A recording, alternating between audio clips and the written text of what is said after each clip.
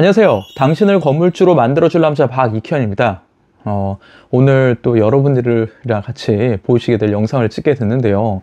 오늘은 좀 이야기를 해보려고 해요. 7월쯤에 김아무개 회원님이 저를 찾아오셨어요. 대기업 직장을 다니고 계셨고 서울에 이제 집을 하나 구하고 싶으시는데 도대체 어떤 기준으로 어떻게 해야 될지 정말 모르겠다라고 해서 저한테 찾아오셨어요.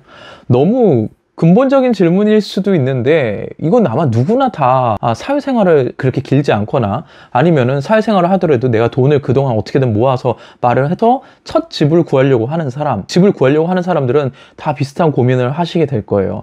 더더구나 요새 서울 아파트가 10억이 넘어가고 지금 분위기가 뭐 종부세라든지 뭐 취득세라든지 각종 세금이 올라가고 있는 이런 시점에서는 분명히 집을 구하는데 굉장히 고민이 많을 수밖에 없습니다. 그랬을 때 어떻게 해야 될까요? 물론 집을 구매할 때는 여러 가지 고려를 해야 될 게 있습니다. 근데 집이라는 거를 구할 때 보통 제 경험이기도 한데 어떤가요? 막상 알아보려고 했는데 공부하는 게 쉬운 일도 아니고, 그리고 누군가한테 물어보자고 하니 딱히 물어볼 사람도 없고, 뭐 주변에 물어봤죠. 부모님한테 물어보거나 회사 선배나 이런 사람한테 묻는 게 정도가 다겠죠. 하지만 딱히 그런 방법을 찾기는 어려울 거예요. 그러니까 어떻게 되나요? 그냥 내가 갖고 있는 가용자금에서 인터넷 좀 알아보고, 뭐 내 회사에서 가까운 곳이나 뭐 내 앞으로 자식들 생각하거나 그런 기준에서 그냥 대충 지역 선택하고, 그 다음에 공인중개사 찾아가서 거기서 맞는 거 주세요. 이런 게 다잖아요. 물론 이 방법이 잘못됐다 나쁘다라는 건 아니지만, 내가 실거주를 하면서 이 실거주하는 곳이 가치도 더 많이 올라가면은 그건 분명히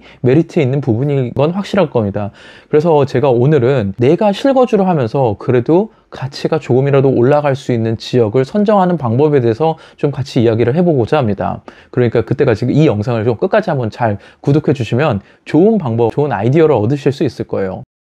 보통의 첫 집을 구한다 그러면 당연히 어쩔 수 없이 내가 가진 모든 돈을 다 넣게 될 수밖에 없습니다. 근데 이 모든 돈을 다 넣을 때 내가 그렇게 현명한 판단으로 아니면 가장 올바른 기준을 잡고 아파트를 구한다는 거는 쉬운 일은 아닐 거예요. 그랬을 때 우선은 기준이 좀 있어야 됩니다. 첫 번째로 봐야 되는 기준은 자녀를 위한 것이냐 아니면 직장을 위한 것이냐입니다. 근데 요 기준은 그냥 명확합니다. 내가 나의 자녀들이 어느 정도 좀 성장을 했다, 이미 학교를 다니고 있다, 그러면 100% 학군을 고려해서 먼저 집을 고르셔야 됩니다. 이거는 뭐 남자들은 좀 약간 무관심할지 모르지만 여성분들, 특히 엄마들 같은 경우는 자녀의 학군이 굉장히 중요합니다. 그렇기 때문에 그 우선적으로 먼저 집을 고르는 게 맞고요. 나한테 자녀가 없거나 아니면 내 자녀가 굉장히 어리다 그러면 처음부터 학군을 고려할 필요는 없습니다. 오히려 직장 편의성을 고려해서 집을 고르시면 돼요. 그러면 이 구조는 뭔가요?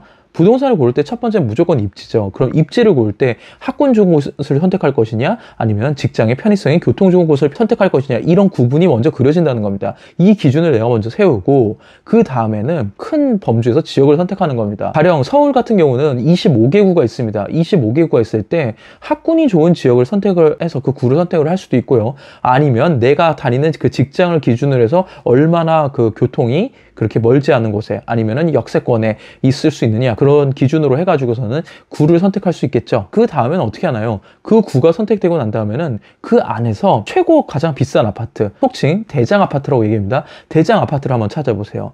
만약에 내가 대장 아파트에 들어갈 수 있을 정도의 경제적인 여건이 된다 그러면은 대장 아파트를 잡으시는 게 가장 경제적으로 우선이 된다라고 이야기를 해드리고 싶어요.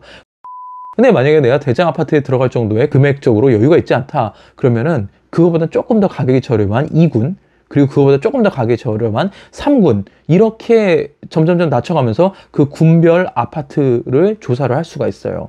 그러면 이 비슷한 아파트 단지 내가 어느 정도 선택이 됐다, 그리고 내가 무슨 군에 들어갈지 그게 보인다, 그럼 그 다음에 어떻게 하나요? 그 안에서 이제 동일한 조건에서 비교를 할 수 있어요. 동일한 조건 내에서 매매 지수를 가지고서는 이 아파트를 갖다 선택을 할 수 있습니다. 매매 지수는 뭔가요? 그냥 팔리고 금액이 올라간 그런 그래프입니다. 이런 매매 지수는 뭐 네이버 부동산이라든지 호갱노노라든지 그런 웹사이트나 어플을 통해서 쉽게 확인을 할 수 있어요.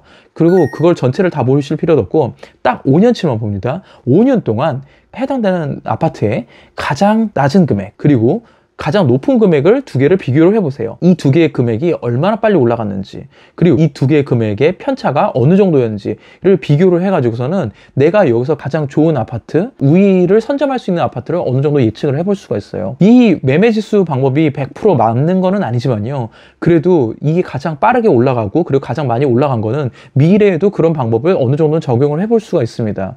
그래서 이렇게 비슷한데 내가 정말 고르지 못하겠다라는 거는 이런 매매 지수를 가지고 여러분들이 또 하나 판단해 볼 수 있는 기준이 될 수 있다라는 걸 제가 좀 팁으로 알려드릴게요. 이렇게 이런 구조만 하나만 잘 갖고 들어가셔도 여러분들이 아파트를 고를 때 조금은 더 수월하게 그리고 조금은 더 현명하게 선택을 하실 수가 있습니다.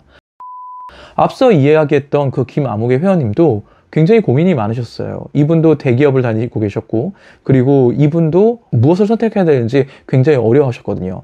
제가 아까 얘기했던 앞선 그 기준들의 관점을 이야기를 해드렸고, 다른 기준들을 갖다가 더 이야기했을 때 이분은 현재 용산 쪽에 있는 아파트를 잘 선택을 하셨고, 그리고 시세 차익도 벌써 3억 이상 빠른 시간 내에 버실 수 있는 그런 좋은 선택을 하셨습니다. 여러분들도 아마 아파트를 선택하든 집을 선택하든 그리고 또 투자를 할 때 굉장히 많은 고민이 있으실 거예요. 그렇기 때문에 여러 가지를 찾아보시겠죠. 유튜브든 블로그든 지식인은 여러 가지에 물어보시는데 아마 아실 거예요. 정보가 너무 많습니다. 엄청나게 많은 정보 속에서 내가 무엇을 선택하고 그리고 그 선택한 정보를 가지고 내가 어떻게 활용할지는 굉장히 또 쉬운 일은 아니라는 거죠. 그렇기 때문에 공부를 하면서 또 경험을 쌓아야 되고, 경험을 쌓으면서 마지막 최종 선택하기 전에 거기에 현명한 판단을 내릴 수 있는 전문가를 만나거나 아니면은 거기에 맞는 사람들끼리 모여서 정보를 공유하고 계속 나아가야 됨이 중요하다는 걸 제가 꼭 이야기를 해드리고 싶습니다. 현재 이미 건물주가 되신 분이시거든 아니면 앞으로 미래의 건물주가 되신 분들이시든 항상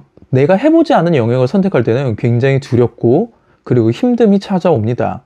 그리고 또 굉장히 머리가 많이 아픈 부분이 있으실 거예요. 이런 부분을 도와드리고자 건물주 아이 키우기 협회가 있고, 또 이런 부분을 응원하고 또 계속해서 여러분들에게 찐 정보를 드릴 수 있는 건물주 아이 키우기 협회가 되도록 노력하겠습니다. 오늘도 저의 영상이 도움이 되셨다고 생각하시면 좋아요와 구독 꼭 눌러주시기 바랍니다.